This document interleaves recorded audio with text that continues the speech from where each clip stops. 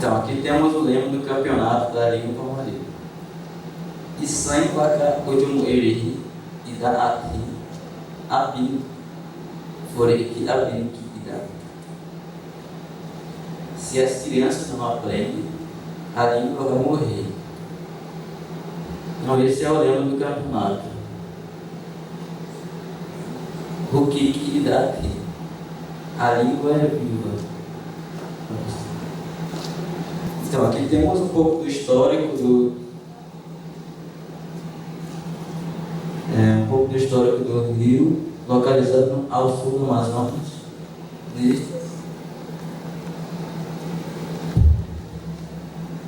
Neste, assim como em afluente vivem diversos povos, como os Banauá, Iafim, Jarauara, Pamari, Zoroará, Ribirima, Jamamadi, Materrari, todos falantes de uma língua da família linguística Arauá.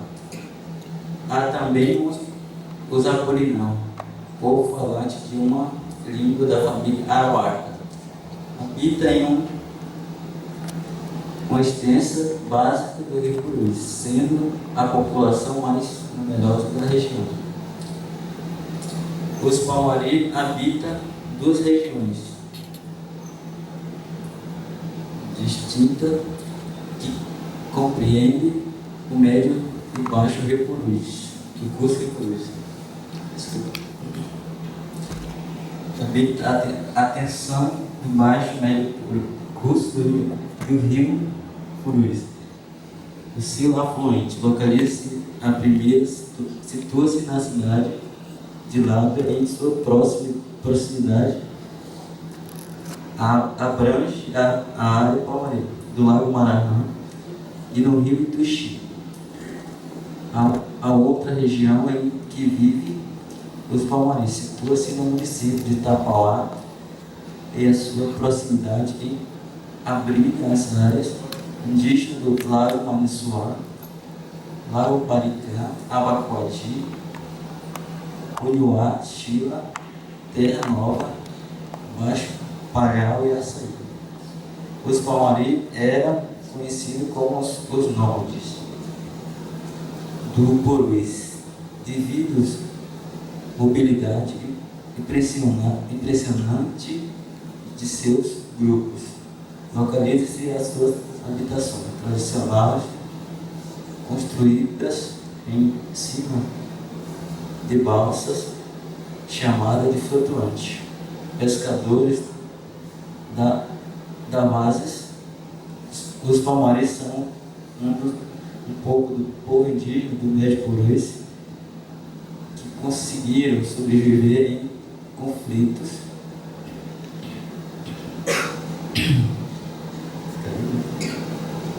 armados nos dois círculos de borrachas que arrasaram outros povos de regiões em meados do século XIX. Tínhamos a língua ágrafa, ensino e era de pai para filhos. Então, aqui falando sobre o campeonato, ainda aqui é a logística que a gente fazia o transporte, né? Lá não tem carro, não tem bicicleta para fazer o transporte, que é muito longe. Isso é a logística de transporte. Aqui, participação dos alunos do programa sobre língua intercultural. Foi através do sobre língua que foi criado o campeonato da língua pomorê.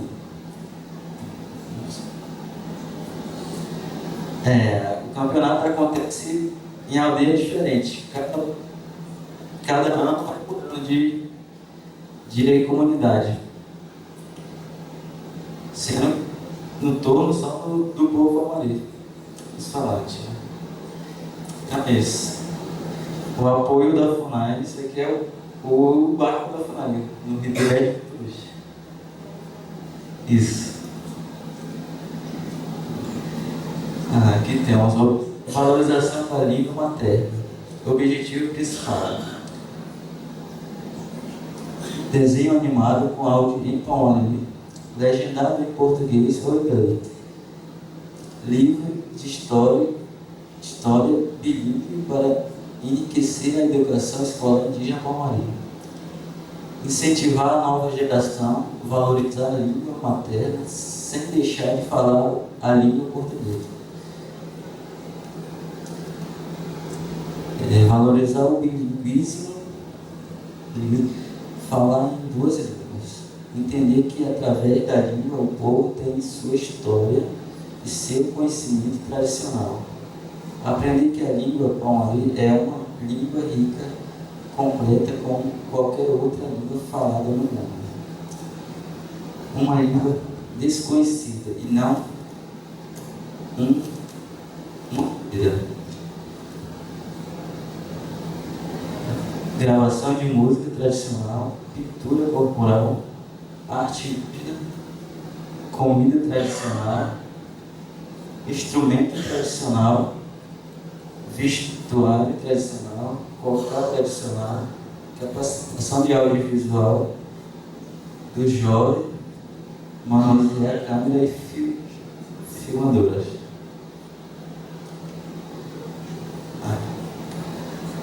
Como organizar o campeonato da língua Palmari?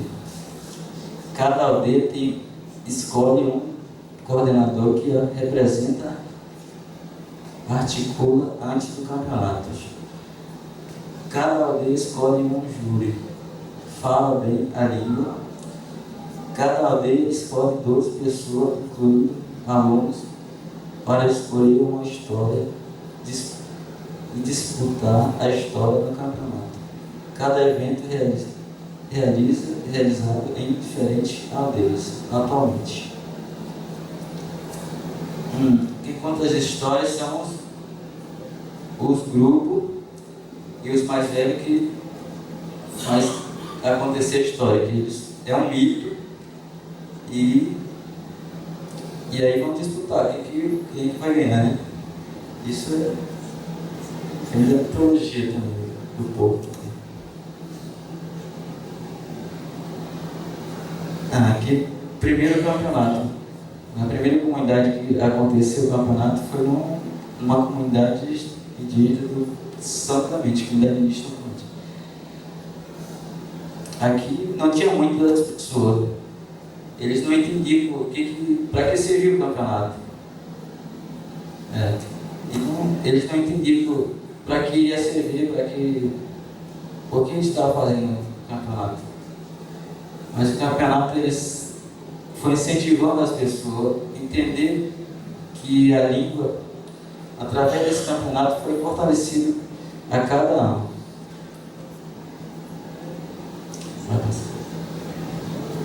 O segundo campeonato já tinha mais gente, mais organização do campeonato. E aqui o vestuário ele já estava mais organizado um pouco, mas não tinha muito a pintura, a arte, e é isso. O terceiro campeonato já envolveu mais gente, acho que mais de 400 pessoas participou do terceiro campeonato. E já envolveu gente mais jovens que puderam participar desse campeonato.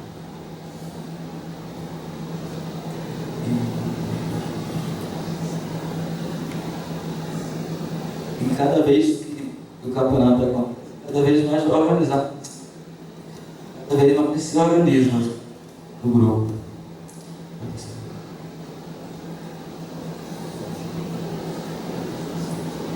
Então, aqui dentro do campeonato aconteceu a oficina de audiovisual, chama-se Voz do Purus. Pela Caravana do Esporte foi capacitado 2 grupos, Apurinã e Palmari. Aí chama Vozes do Purus.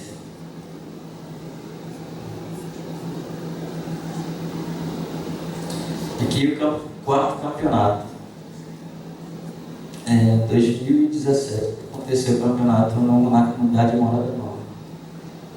E aqui o vestuário já é mais aperfeiçoado, mais bem feito, mais organizado, e tem participação da prefeitura, secretaria, FUNAI e FAM, e cacete de cada comunidade que apoia o campeonato.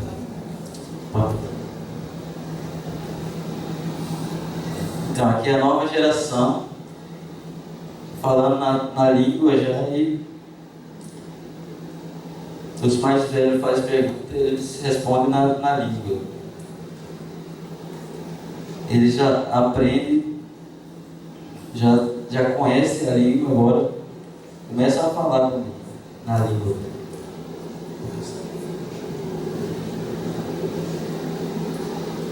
Então, isso aqui é o desafio encontrado desafio enfrentado. Continuação da oficina de desenho animado pelo próprio no Rio de Janeiro, Museu do Lixo. Falta de computador para digitação e tradução das histórias coletadas no campeonato, elaboração e impressão dos livros didáticos da história coletada no campeonato, o desenho animado da história que ficará em primeiro lugar no campeonato, recurso para digitador e tradutor da história selecionado no campeonato. Não tivemos apoio financeiro para realizar o 5º campeonato, lógico e retorno dos times. Não tivemos equipamento de gravação de música tradicional do povo no campeonato para o arquivo. Não temos equipamento de filmagem para registrar fotografias de qualidade do evento, material de divulgação, por exemplo, camisa, etc.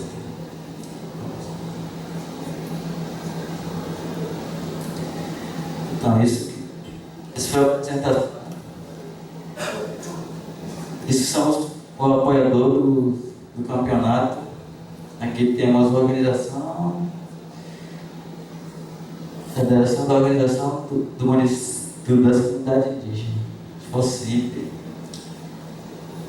FUNAI, CIP, CESAI, SEMEC e Rota do Cruz. Então, esses são os apoiadores.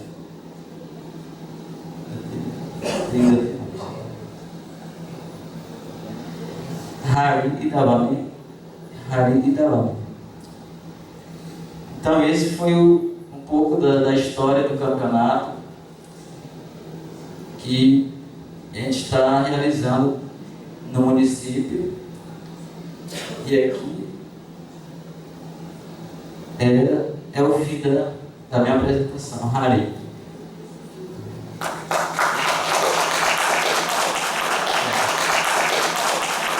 Bom dia a todos, né? Então, vou contar um pouco aqui da minha experiência com esse processo de revitalização da língua, né? Essa foto é uma foto da primeira reunião que a gente fez na aldeia, né? Para poder discutir de que forma a gente faria essas oficinas, de que forma seria esse trabalho. Porque a gente não tinha escola, né? E esse processo de revitalização foi um pedido meu quando a professora Francisca disse que iria pesquisar sobre 5 povos de Mato Grosso e um deles seria meu povo, né? E como ela já trabalhava na área de educação, no conselho, eu disse para ela que eu ajudaria ela a conversar com o meu povo, mas eu faria 2 pedidos a ela, que um era me ajudar na criação da escola e o outro era o processo de revitalização da língua do meu povo. Daí ela concordou e a gente começou os trabalhos. Essa é a foto da primeira reunião. Aqui é frase de uma fala de uma das lideranças nossas, né, que também vem lutando para poder ajudar a gente nesse processo, né. A luta pelo nosso território é também o nosso sonho de ter a nossa escola e de revitalizar a nossa língua do jeito que for. né? A gente tem uma grande dificuldade que a gente não tem nenhum falante na nossa aldeia, né? Então, a gente trabalha com material que já foi publicado com os Boató de Mato Grosso do Sul, e a gente tem trocado informação, que tem o Gustavo, que está fazendo um trabalho lá, então a gente mantém em contato. E a gente está tentando trazer eles, essa é a Sandra, né?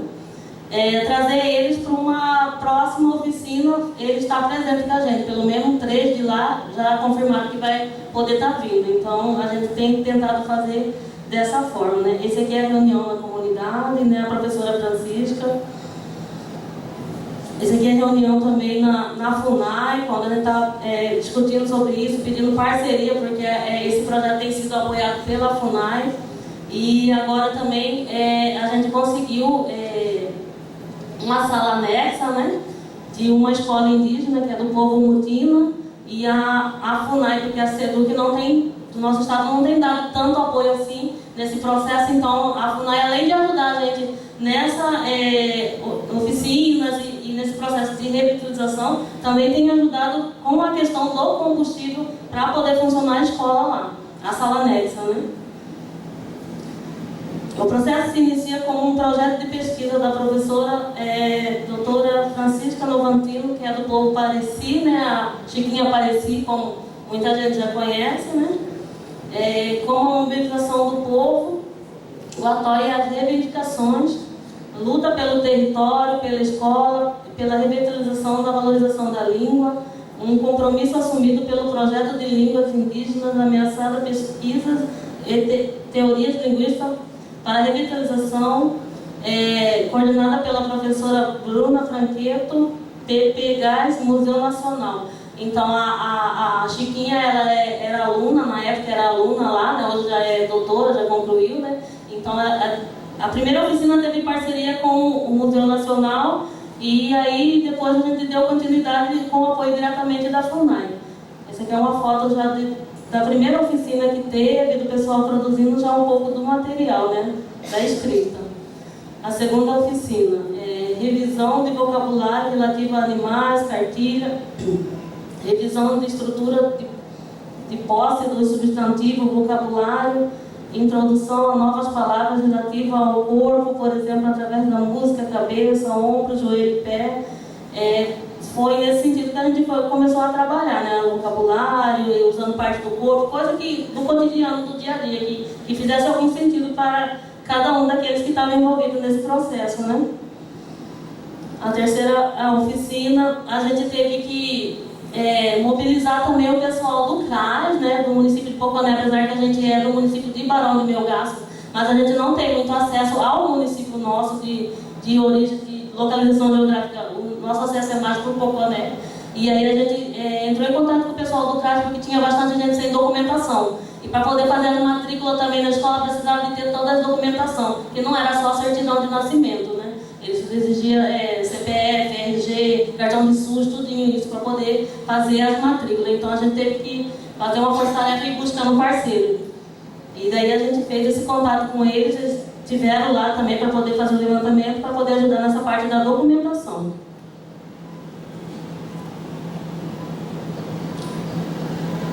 Aqui já é a oficina da elaboração. A gente pegou, para fazer o material didático, a gente pegou como base o dicionário que foi publicado, né, com o pessoal de Mato Grosso do Sul, e para a gente fazer um material que fosse mais pedagógico, que tivesse imagem, tivesse desenho, não só a parte da escrita, né.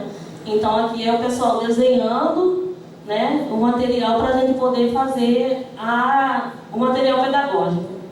E como já foi falado aqui, a grande dificuldade de se trabalhar essas questões de revitalização é a falta de material mesmo para ser utilizado nas escolas, né?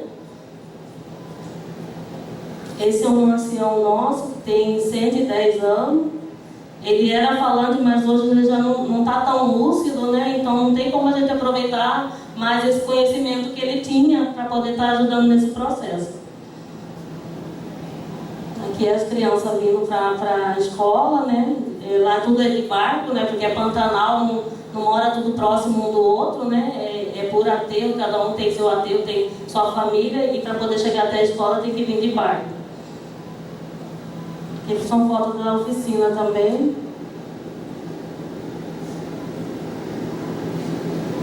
E daí a gente foi procurando trabalhar coisas que faziam mais sentido, como o peixe é uma coisa que está muito no dia a dia da gente, porque como é Pantanal e é uma das bases principais de alimentação, então a gente foi procurando trabalhar um material que tivesse dentro do contexto da vida de cada um ali, né?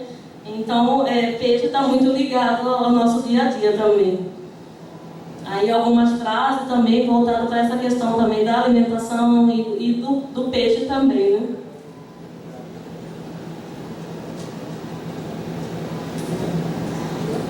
Esse aqui é o professor nosso, só que ele não é do nosso povo, né? Como eu disse, a gente ainda não tem professor nosso formado. Então, é do povo Bacairi, que trabalha lá com a gente também, e tem outro que é do povo Mutina também. E de que Jayo, obrigada.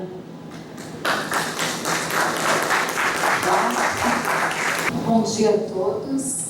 Obrigada ao convite do Vilmar, de vir participar pela primeira vez do ELESE.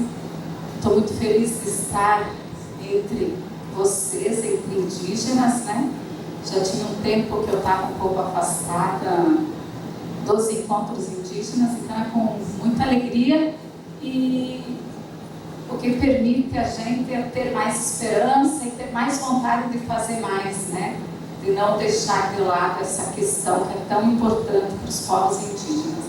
Então, eu vou fazer um relato de uma experiência com o Sateré Maué, que começou em 93, e durou até 2012. Aí, em 2012 até hoje, eu me afastei um pouco, porque eu moro no sul do Brasil hoje, na Universidade Federal Fronteira Sul. Eu trabalho em Chapecó, mas a minha relação com o Sateré continua, e vamos ver se na próxima vez eles vêm para cá apresentar, porque eu vou apresentar, mas seria interessante eles estarem aqui também para falar de como eles participaram desse projeto, o que significou e o que existe hoje, o que continua hoje.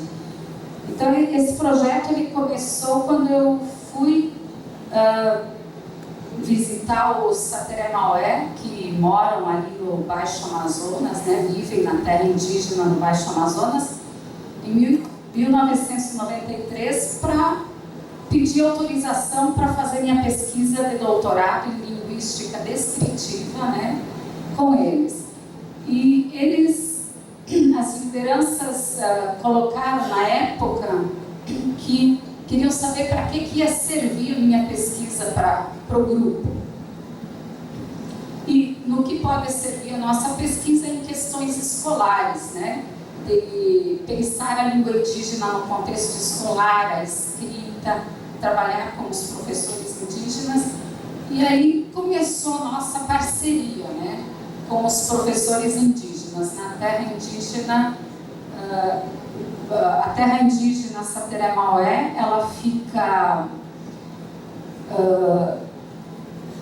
localizada aqui entre o Amazonas e o Pará, É uma terra bastante extensa, de 788,528 mil hectares, e ela é dividida administrativamente, ela pertence a 3 municípios do estado do Amazonas: a Maués, Parintins e Barreirinha, Aqui em Maués, nós temos os rios, Rio Marau, Miriti e Manjuru, com aproximadamente 50 comunidades, hoje. O Rio Andirá também tem cerca de 50 comunidades, pertence ao município de Barreirinha, e o Guaracurapá pertence a Parintins, administrativamente tem menos comunidades. Então, para poder embasar o meu trabalho, eu fui procurar teóricos que falavam de como a gente associar uma pesquisa a uma ação. Eu tive a sorte de encontrar um livro de Michel Thiolin sobre a metodologia da pesquisação, que acabou guiando todo o meu trabalho de pesquisa, né? E embasando um pouco a pesquisa não só linguística, mas também a pesquisa voltada para a ação, que era, no caso, a escrita, a revitalização. Então, aqui, Michel Thiolin fala que a pesquisação é um tipo de pesquisa social de base empírica, que é concebida e realizada com estreita associação com uma ação ou com a resolução de um problema coletivo, e no qual pesquisadores e participantes estão envolvidos de modo cooperativo ou participativo, né? É o que um pouco o professor Vilmar falou ontem, né? Que nós temos que fazer uma parceria com os povos indígenas, né? Nós não somos os detentores do conhecimento todo. Na verdade, o nosso conhecimento é bastante restrito, porque nós não conhecemos nada da língua e da cultura. Então, nós vamos aprender muito com os indígenas, e o que nós conhecemos de teoria, de elementos que possam ajudar a pensar, né? Então, é um aprendizado mútuo, né? Então, todos, na verdade, são pesquisadores, tanto os que nós chamávamos, né, na linguística, informantes, quanto os pesquisadores ocidentais. Então, o que eu acho interessante nessa definição da pesquisação é que Morin, né, vai também dizer que é um método utilizado com vistas a uma ação estratégica e requerendo a participação dos atores. Quem são os atores? Tanto o pesquisador quanto os participantes da pesquisa, né? E a participação é uma participação que exige engajamento pessoal, sem relação de dependência.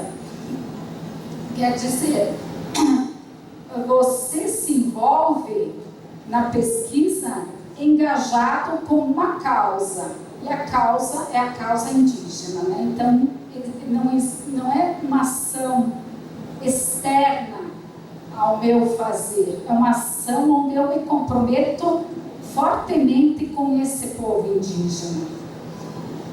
Então, agora eu vou relatar um pouco esse projeto de pesquisação que inicia em 93, né?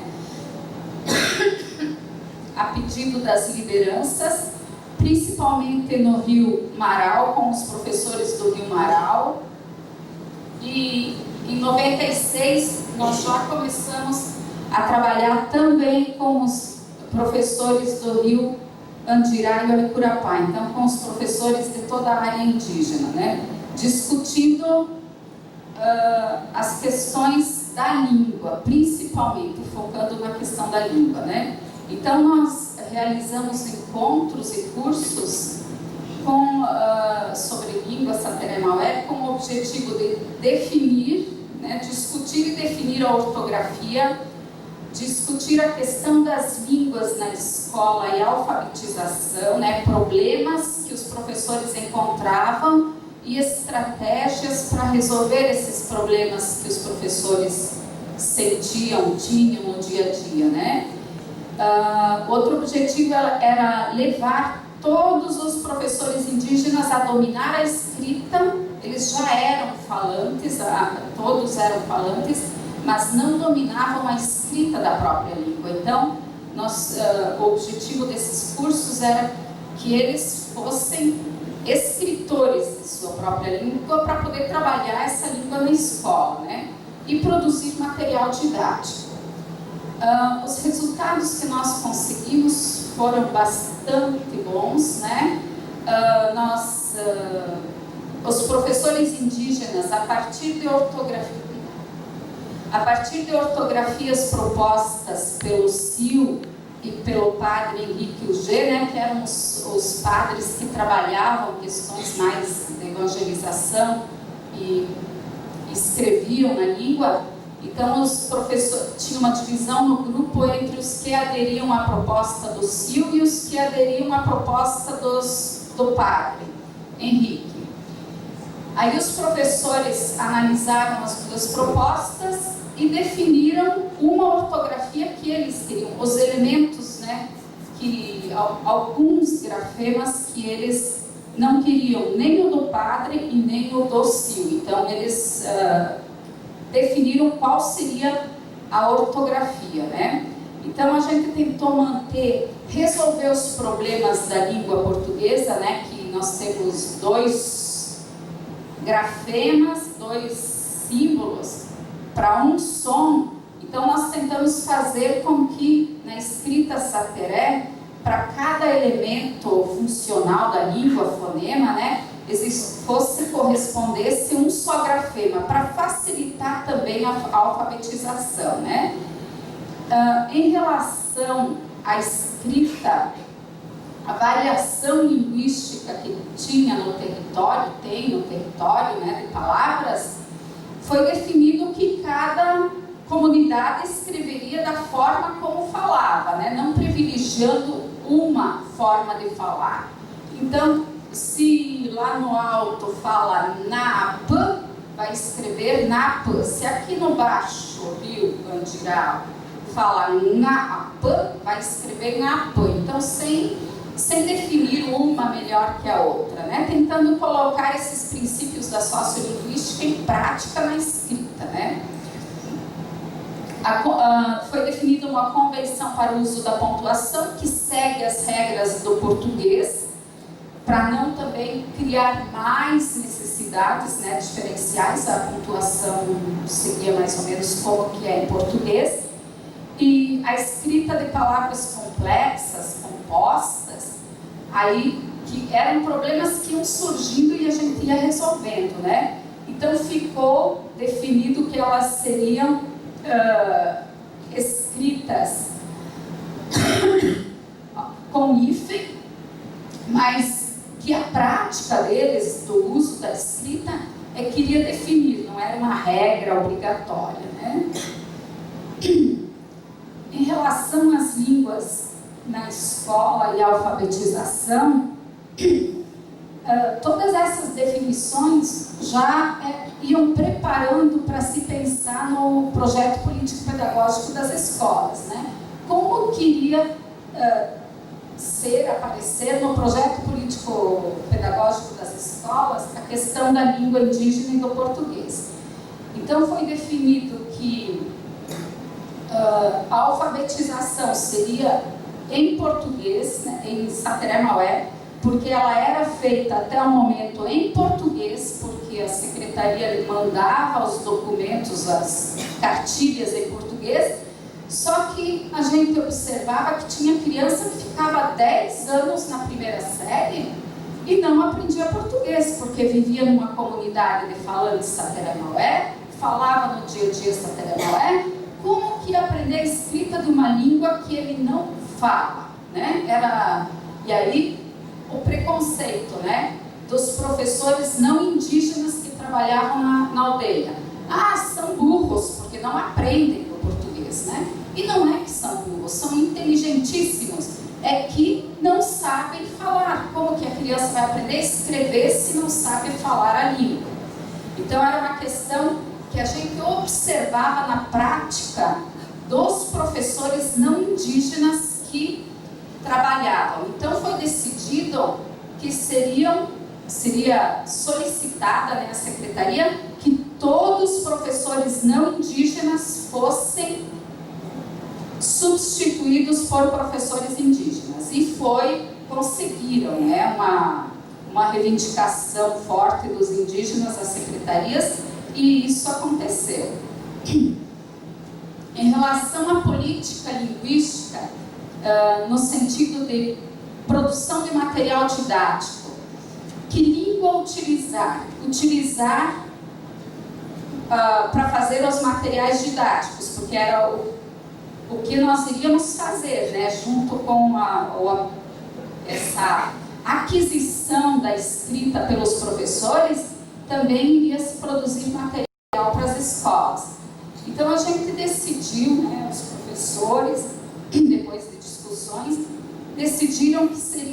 os materiais todos monolíngues Sateré Maué, porque eles tinham por objetivo fortalecer a língua Sateré no contexto escolar, não servir para aprender o português, porque não era para ser material de ensino de português, e nós tínhamos o receio que se nós colocássemos bilíngue, aqueles professores que não estavam muito convencidos de que tinham que ensinar o Sateré Maué, né, ia acabar fortalecendo mais o português na área indígena. E a questão das línguas na escola, né, como o professor Domingos sempre fala, a política, a escola é um instrumento que pode servir para acabar ou para fortalecer um grupo indígena, né? Ela tem uma força muito, muito grande nas escolas, na comunidade. Pensando na situação sociolinguística do Sateré Maué, né, que eu acho que ontem foi comentado também, né, eu acho que todo o projeto tem que começar com um levantamento sociolinguístico para saber como está a situação e o que nós queremos mudar nessa situação, o que o povo indígena quer mudar. Então, as escolas onde a escola estava mais tempo implantada, nessas comunidades já as crianças e os jovens não falavam mais por Sateré Maué. Eram comunidades de mais contato com os não indígenas, né? De contato intenso, embora sejam longe, distantes, porque tem que ir pelo rio, mas mesmo assim os regatões, né? Os comerciantes, a igreja, o professor branco estava lá há muito tempo. E nessas comunidades, os jovens e as crianças não falavam mais Sateré. Então a escola ela é um local muito importante nessas ações, né? Então, entendendo, né, como a literatura sobre essa questão do bilinguismo fala, que os materiais monolíngues permitiriam, né, um bilinguismo de manutenção e resistência, porque queiram ou não, os indígenas estão inseridos num contexto em que a valorização do português é muito grande. Os meios de comunicação são todos em português, todos os materiais são. Então, o espaço das línguas indígenas são só as terras indígenas praticamente. E se nós abrirmos espaço para o português ir invadindo os espaços da língua indígena dentro da comunidade, pouco espaço vai sobrar para as línguas indígenas, né? Então é mais ou menos nessa reflexão que a gente foi embasando as ações, né? Em relação ao domínio da modalidade escrita da língua pelos professores, foram realizados vários cursos, né, de escrita. A maioria dos professores indígenas hoje domina a escrita, e um diagnóstico feito pelo professor Peri Teixeira em 2005 revelou que 52% da população total com mais de 7 anos sabia ler e escrever em Sateré Maué. Então o resultado foi bastante positivo. Em relação à produção de material didático em Sateré Maué, então nós pensamos lá em 93, né, muito tempo. Nós produzimos até 2012, que foram publicados 7 livros monolíngues, né, de autoria dos professores indígenas. E muitos outros que já estão, né, muito material, inclusive o PPC, né, o Projeto Político Pedagógico, que foi discutido num projeto que nós fizemos com o professor Domingos, e que é todo em Sateré Maué, e que nós ainda não publicamos também, né, mas que existe, tem muito material que existe. Então, em 97, o primeiro material produzido foi esse livro, Sateré Maué, Pussuetiat Uemuerra, que é um livro de alfabetização. Então, o objetivo era ser as primeiras escritas, né, começar a dominar a escrita Sateré Maué. Então esse material aqui foi produzido e publicado, foi produzido pelo Sateré Maué, né, e publicado pelo MEC.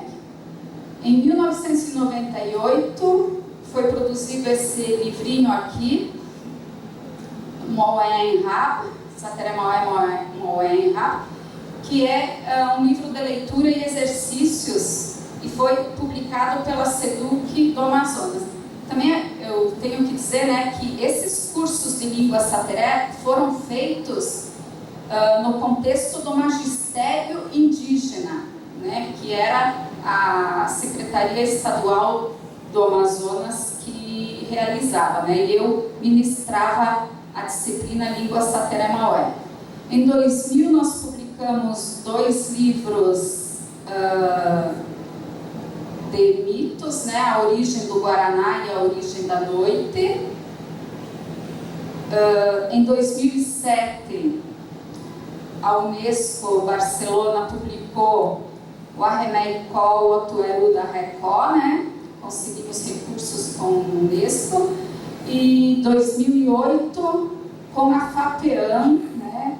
Fundação de Amparo à Pesquisa do Amazonas, esse Sateré Miuan Pacupa, novos escritos Sateré.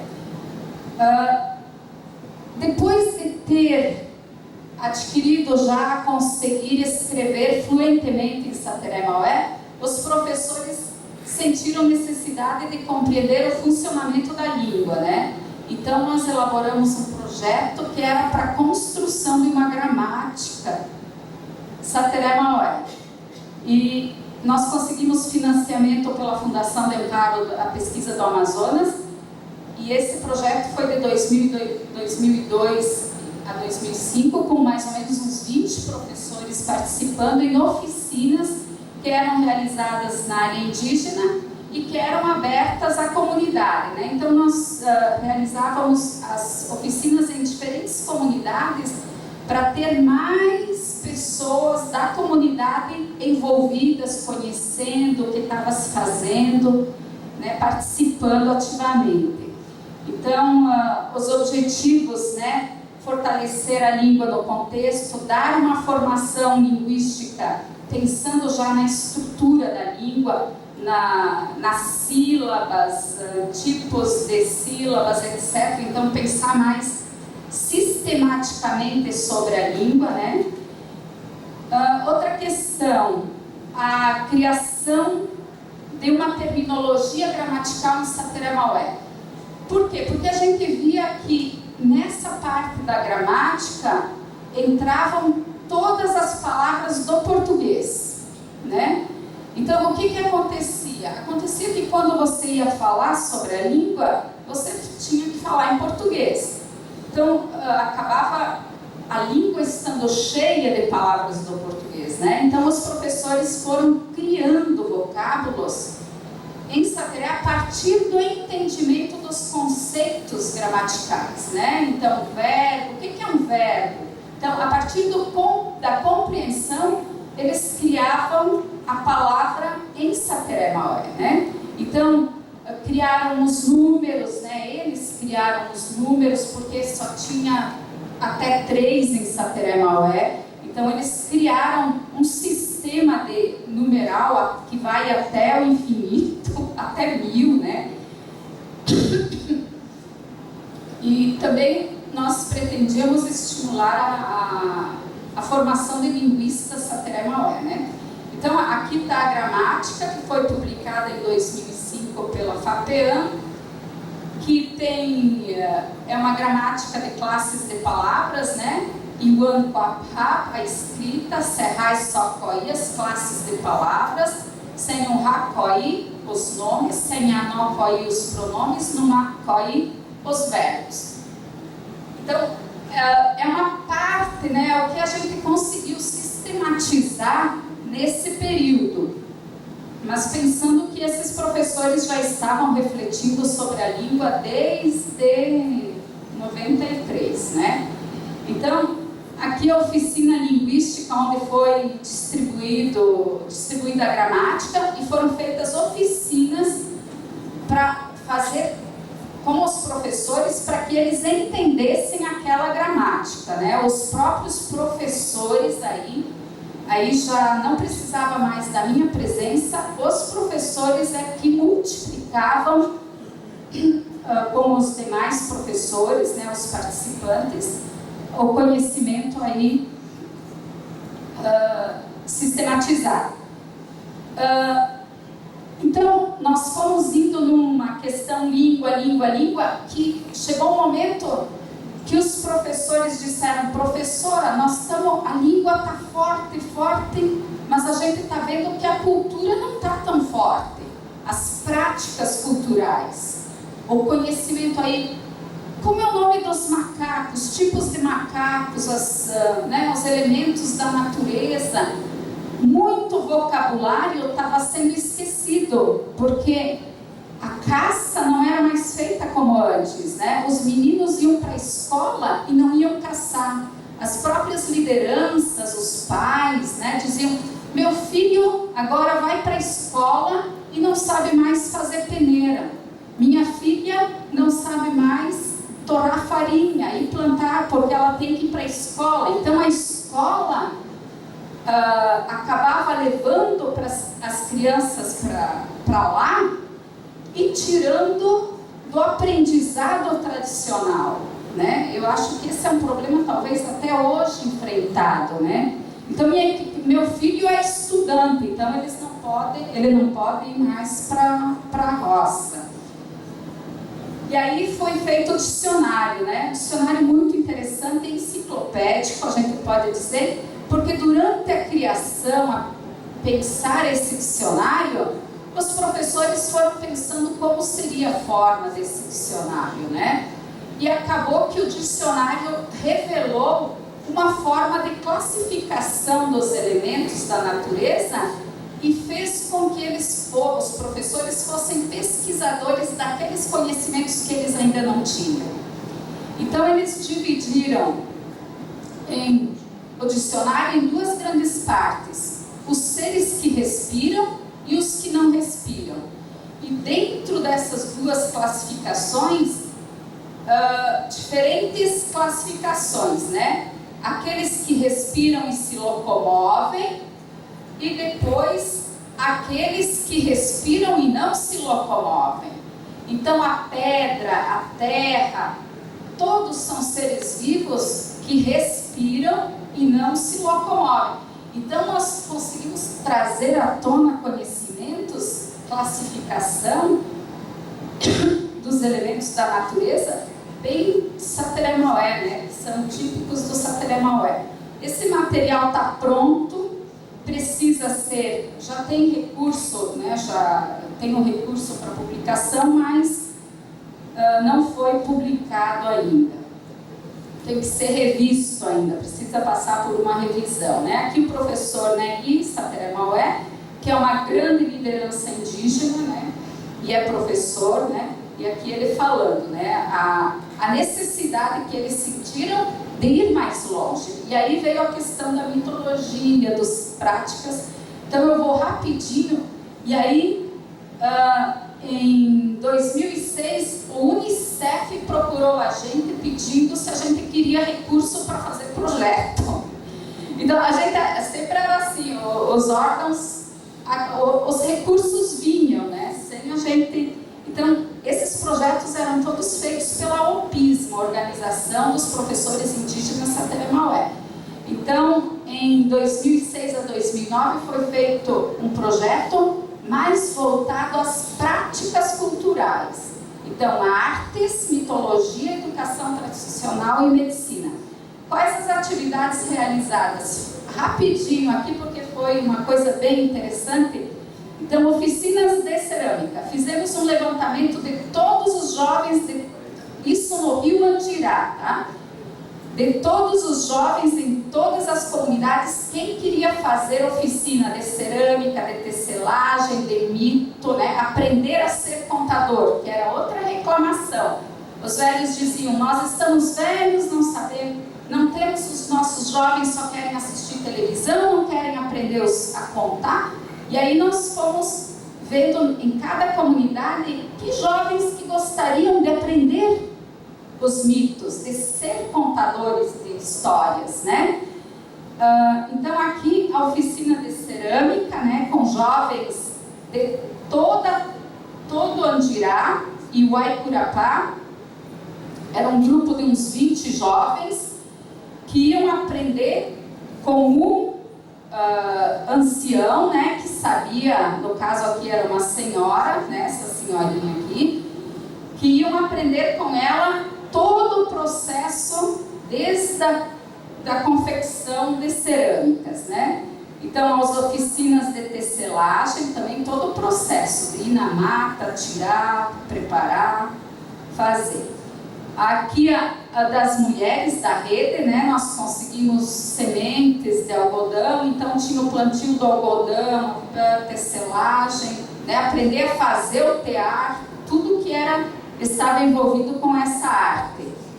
E de oficinas aqui de histórias mitológicas, né? Então foram em torno de 15 histórias mitológicas que nunca foram publicadas, né? Um material que nós não publicamos, que foram trabalhados. E depois tinha aulas nas aldeias para as crianças, né? Aqui, encontro com os jovens para discutir problemas que eles tinham levantado, né? A questão dos valores tradicionais da maternidade e paternidade, casamento, porque estava havendo muita questão. Os jovens ficavam com uma menina, ela tinha filho, eles iam muita troca de marido e mulher, que não era típico, segundo os velhos, não era tradicional do Sateré Maué, né? Encontro de tuxauas também, né, para discutir as questões importantes de política do território indígena. Encontro de mulheres para discutir as questões mais de agentes de saúde e parteiras e dos professores, né? Então, eram oficinas realizadas 3 vezes por ano, com toda uma logística, né, com muito custo, porque nós tínhamos que ter transporte para pegar todos os jovens, levar para uma comunidade, ter nessa comunidade um espaço adequado, e aí realizar a oficina e depois voltar e documentar. Tudo era documentado pelos próprios Sateré Maué, né? Então, esse projeto aqui foi também assessorado pela professora Denise Carneiro, que foi minha aluna de mestrado, minha aluna de graduação no Amazonas, aí de mestrado em Uberlândia, e que hoje coordena a questão dos alunos indígenas na Universidade Federal do Oeste do Pará, na UFOPA, né, que continua engajada com a questão indígena, né? Então aqui nós temos algumas fotos de professores, né? O professor Bernardo hoje é tuxaua da aldeia Terra Nova, o professor Jonas, aqui os professores. Então aqui uma comunidade no Rio Manjuru, né? Curuatuba. E aqui uma fala do Negui Sateré Maué, né? Percebemos que sem os nossos saberes e valores, os jovens se envolvem facilmente com álcool, drogas, prostituição, e também entram em conflitos culturais existenciais. Só para dizer, porque como eles têm proximidade ao município de Parintins, Parintins tem a Festa do Boi, que atrai navios inclusive de outros países, e muitos turistas na época do festival. A prostituição ali é muito grande e a AIDS já é uma realidade em Parintins e já está afetando muito o grupo indígena, né? Então são problemas que vão surgindo e que têm que ser discutidos e pensados para que não se tornem incontroláveis, né? Então é um pouco essa experiência, né? Infelizmente não temos nenhum professor Sateré Maué, né? Devido aos custos da viagem, mas no próximo encontro nós vamos já nos organizar para que eles participem também. Nós vamos tentar fazer alguma coisa para que eles possam vir aqui também e falar um pouco sobre como está hoje, né, o trabalho deles lá na área indígena. Tá? Então, obrigada a todos.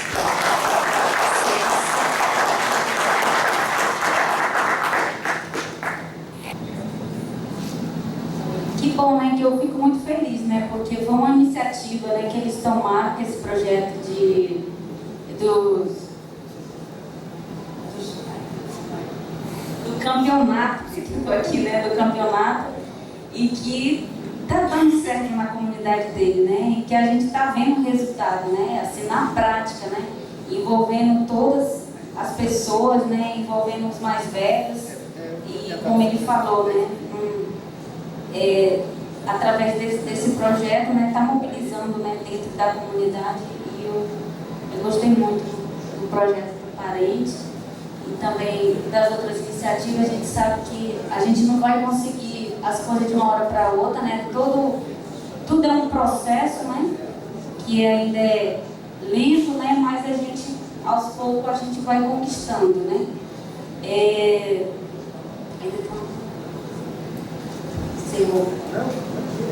Ah, tá. Então a gente vai jogar uma pergunta para a plateia, tem mais 5 minutos. Então vou deixar aberto aqui para 10 minutos. O professor deu 10. Então, 2 perguntas. Bom dia. Obrigado pela abertura para fazer as perguntas. Eu tenho uma pergunta para a professora Dulce, especificamente, porque foi muito interessante na sua apresentação. Um percurso que me chama a atenção, que é, no final da sua fala, você mostra um processo reflexivo de um Sateré Maué, pensando sobre as transformações que vêm ocorrendo na vida desse Sateré Maué, né? Em algum momento, você está mostrando que o processo de construção ali do projeto, ele passou também por um processo de criação, de invenção de algumas coisas, que é da sua relação de Sateré Maué com o português, né? Por exemplo, a questão dos numerais, alguns conceitos como de verbo, etc. E aí a minha pergunta é se eles produziam algum tipo de reflexão também sobre esse processo de criação, que não é exatamente a reflexão que eles faziam sobre as mudanças, por exemplo, com a chegada do álcool, da prostituição e etc. Né? Então, qual é esse processo reflexivo? Se é que ele houve, né? Se é que você pensou um pouco sobre isso, de como eles pensavam o processo de criação de conceitos, de categorias que não existiam e que vêm com essa relação com o português. Né? Ou se também existia um processo meta-reflexivo, enfim. É mais para entender como eles se relacionam com esse processo criativo. Bom dia. Dulce, você podia comentar com a gente como é que é a tua leitura sobre aquelas dificuldades que a gente tanto enfrentou, especialmente no caso do povo Sateré, que são tantas aldeias, tão populoso, distribuídos geograficamente em 3 municípios, e que ficam submetidos às relações de trabalho tão distintas, né?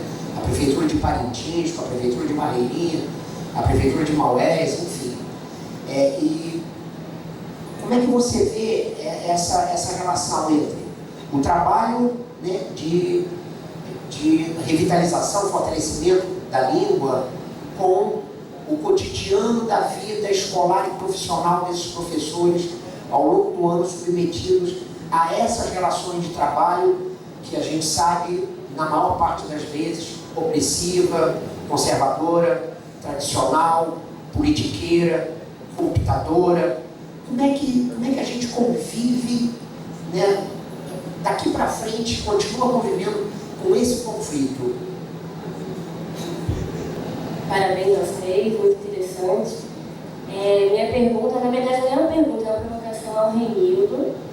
Eu conheço o projeto, mas tem uma parte super importante do processo que ele acabou ali na apresentação, deu tempo dele falar, que é da parte do projeto sobre língua.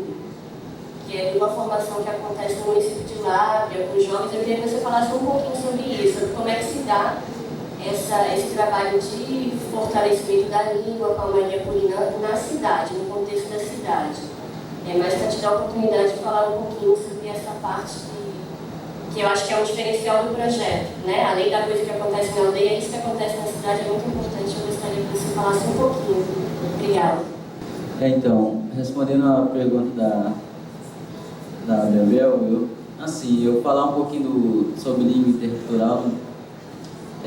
Dentro do município acontece duas aulas, do povo Apurinã e do povo Amari, na escola Francisco Gomes Mendes. E ele é realizado em segunda, sexta e sábado de manhã. São 4 aulas por semana. São das 2 turmas. E é isso. E a gente tem muitos alunos agora do programa sobre línguas das 2 turmas, do povo Apurinã e do povo Amari. E é uma iniciativa muito, para nós, está sendo muito rico. A gente está aprendendo, as 2 turmas, é um conhecimento que a gente não tinha. E a gente está aprendendo com esse projeto a desenvolver mais outro projeto no cotidiano dos alunos. Francisca Mendes. Fica no município de Lábrea. Então é isso. Não sei se eu respondi. Então, a questão do processo criativo, né? Eu acho que esse processo criativo ele está em todo momento, né? Presente. Porque a partir da reflexão, eles vão criando novas formas de pensar as questões, né?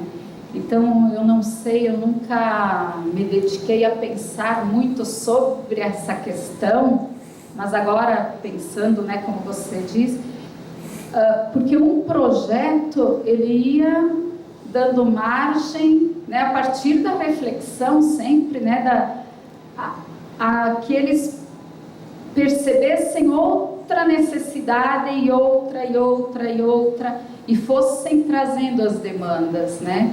Então, eu acho que quando nós estamos trabalhando como professores, né, a questão da criatividade do aluno, determinadas práticas metodológicas, pedagógicas impedem a criatividade do aluno e determinadas deixam o aluno criar, né? Então, eu tive o cuidado ao longo desse trabalho com o Sateré de trazer apenas alguns elementos para que eles pudessem, a partir daí, criar, né? Não entrei com aulas muito tradicionais, guiadas, organizadinhas, né? Eu levantava uma questão, dizia como que na linguística ou no nosso mundo a gente tratava aquilo, né? Quais as possibilidades. E daí eles aqui iam criando, imaginando, pensando, propondo, como foi a questão do dicionário, né? Nós fizemos o projeto do dicionário, mas sem saber o que ia dar, o que ia ser. E foi a partir da discussão deles, entre eles, que eles foram organizando e criando, né? E muito engajados. Eu estava falando com a nossa colega Munduruku ontem, porque um dos professores que participou mora agora lá no Quatá Laranjal, tem a família lá, né? O Nelito. E aí o Nelito, ele, para participar das oficinas, ele ia a pé, atravessando toda a mata lá, né? Quando o encontro era no Marau, no outro rio, ele ia às vezes a pé, 2 dias a pé, para chegar no encontro, super engajados, né? Então tinha uma equipe de professores com muita vontade de saber, conhecer e fazer, né? Porque era o que eles tinham solicitado, né? Então, o processo criativo, eu acho que ele esteve presente em todos os momentos, né? Nada foi copiado, a não ser a gramática. A gramática, o modelo de gramática, vocês viram que é o modelo de uma gramática tradicional do português, né? A escrita, mas é o que nós conseguimos trabalhar, né? O que nós conseguimos, a partir da minha perspectiva linguística, né? Trabalhar com eles, né? Mas, como também o Vilmar falou, essa perspectiva do que é a língua vai influenciar enormemente em todo o nosso trabalho. Então, se nós temos uma perspectiva gerativa, eu não acredito que seja possível desenvolver um trabalho bom, né, que seja bom para o povo indígena, pode ser bom para a ciência, mas bom para o povo indígena, para a revitalização. Então, a concepção de língua sempre foi essa, porque não tinha como analisar a língua sem levar em conta o contexto em que ela era usada. Isso para mim ficou claro desde os primeiros dados que eu coletei, né? Então, a concepção de língua sempre foi uma de língua é cultura, reflete a cultura, né? Um pouco sapir, nessa linha, né? Aí a questão do Domingos, que é uma questão que deixa a gente com a palavra bem forte, né? E que a gente tem até medo de falar nesses momentos, né, políticos que vivemos. Os nossos projetos sempre foram paralelos à escola, tá? Paralelos à Secretaria de Educação. A Secretaria de Educação, nos últimos anos, em Barreirinha e Parintins, em Maués também,